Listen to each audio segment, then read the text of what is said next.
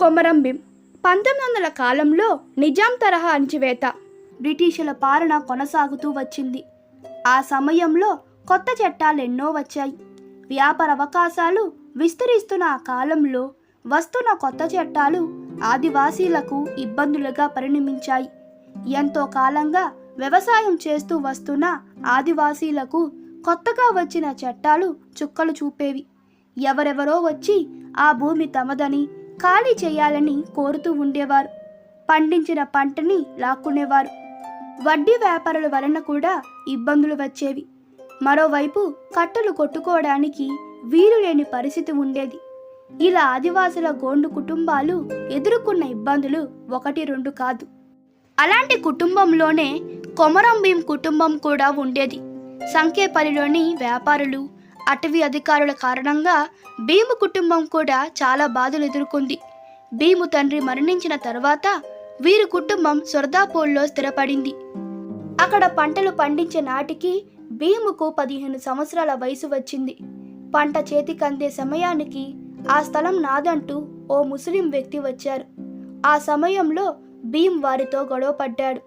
అంతేకాదు, సిద్దిక్ అనే వ్యక్తి తలపై కూడా కొట్టారు. అక్కడి నుంచి పారిపోయిన కొమరం భీం అస్సాం చేరుకున్నారు.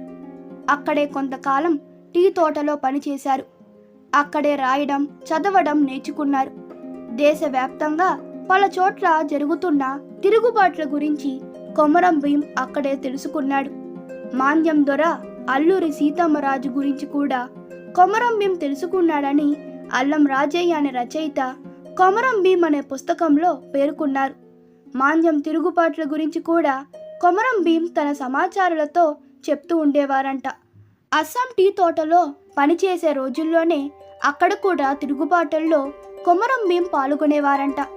అక్కడ నిర్బంధిస్తే అక్కడి నుంచి తప్పించుకొని లాచూ పటేల్ వద్ద పనిలో చేరారంట. అక్కడే సోంబాయిని వివాహం చేసుకున్నారంట.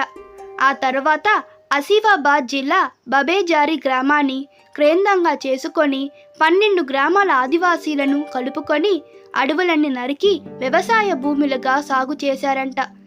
దీనితో పోలీసులు పెద్ద విధ్వంసం సృష్టించారు. ప్రభుత్వానికి ఆదివాసీలకు మధ్య చర్చ నడిపే వ్యక్తిగా కొమరం భీం వ్యవహరించారు.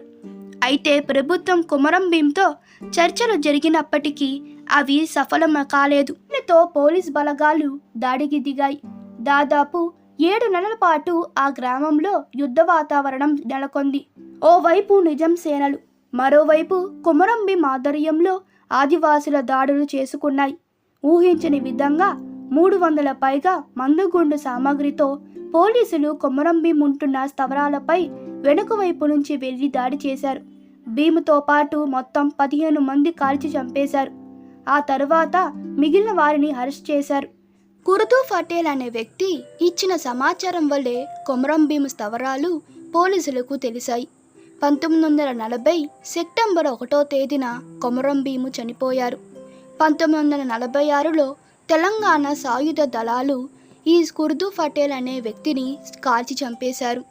ఈ వీడియో మీకు నచ్చినట్లయితే మీ అభిప్రాయాలు కామెంట్లో తెలపండి. మరిన్ని వీడియోస్ కోసం మా ఛానల్ని సబ్స్క్రైబ్ చేయండి. Thank you.